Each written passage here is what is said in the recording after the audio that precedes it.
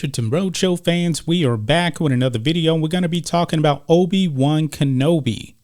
Now, yesterday, on Wednesday, episode 3 of the Kenobi show drop. Vader makes his appearance.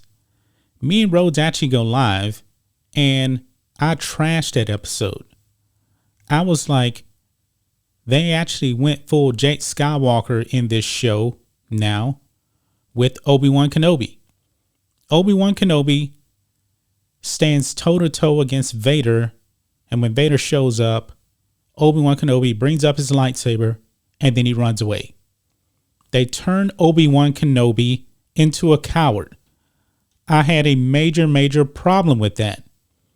And it seems like, folks, that I'm not the only one that has kind of tied in The Last Jedi to this show now. After we went live, we left the live stream up overnight. And this morning, we're getting ratioed. We're getting a bunch of thumbs down on that video, even though you guys can't actually see it. The video is getting ratioed. But guess what, folks? We were right. We were right now because we were checking the Rotten Tomatoes score of the show, and it was at 71%. I was like, that is not good. Now, Vader returns, and he fights Obi-Wan in quotations. It wasn't really a lightsaber duel. It didn't matter. This show now, folks, is now completely rotten on Rotten Tomatoes. Look here, a 58% on Rotten Tomatoes for the Kenobi show. And I said it months ago, guys, this is one of the two characters that they cannot mess up. They cannot mess up Obi-Wan Kenobi and Vader. And now, guys, they have destroyed Obi-Wan Kenobi now. He got the Jake Skywalker treatment. He is officially now Jake Skywalker. It was pathetic. But the trolls came into the video that we actually put up yesterday, the live stream, and they are definitely downvoting the video. But we're right. We're right. This is sad, guys. They tried to push Reva up front and center in this show. They tried to play the race card, and fans weren't buying that. The show is just not good.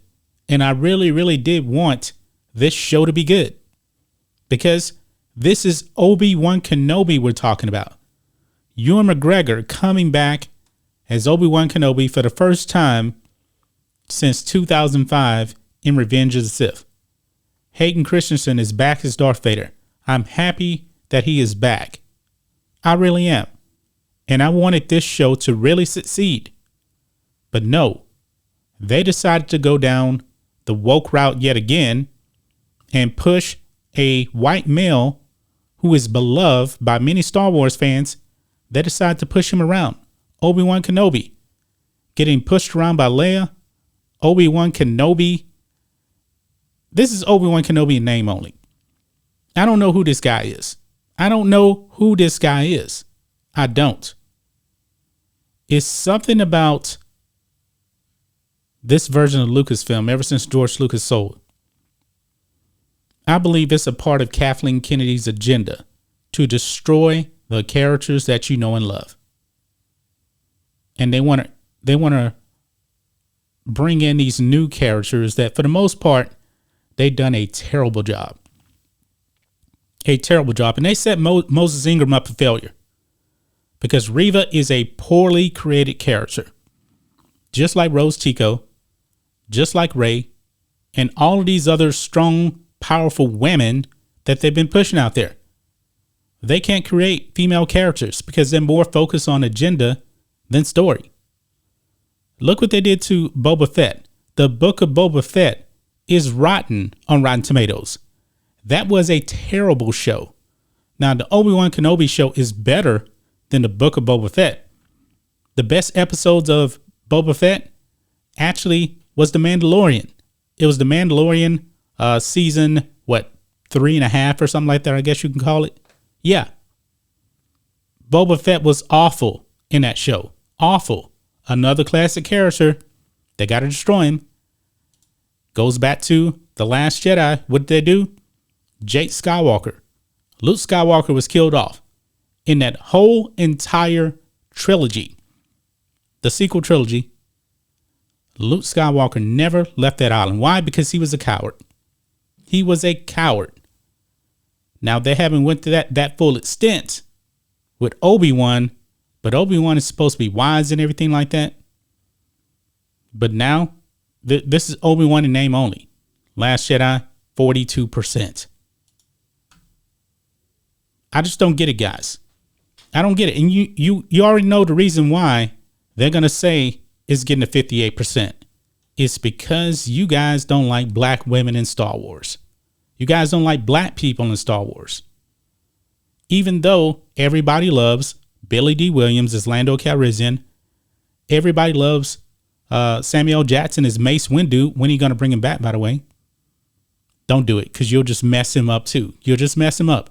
Everybody loves James Earl Jones as the voice of Vader, and we got confirmation that was actually James Earl Jones who provided the voice for Darth Vader. And that was actually one of the highlights of that episode, because it actually sounded really good. Because in Rogue One, which is pretty much the only good Star Wars movie in live action that they've actually made, Vader's voice didn't sound right. Something was off. He sounded pretty old. He actually sounded like a New Hope Vader this time. So maybe he actually did a little bit of technology to get his voice back on track. But guys, we were right. This show is dog shit. We're halfway through it, guys. We're halfway through it, and it's trash. It's absolute trash. Episode 4 next week. Man, I hope that they don't make a season 2. This is supposed to be 6 episodes. It needs to stop there. It needs to stop there. They've already read the canon. They've already read the canon. And folks, if the leak ending is true, I wouldn't be surprised if you saw the Rotten Tomatoes score go down to Last Jedi 42% with the audience. That's just my thoughts on this. What do you guys think of this? Matrixx and Roadshow fans, let us know what you think about all this in the comments. Make sure you subscribe to the channel, and we'll catch you next time.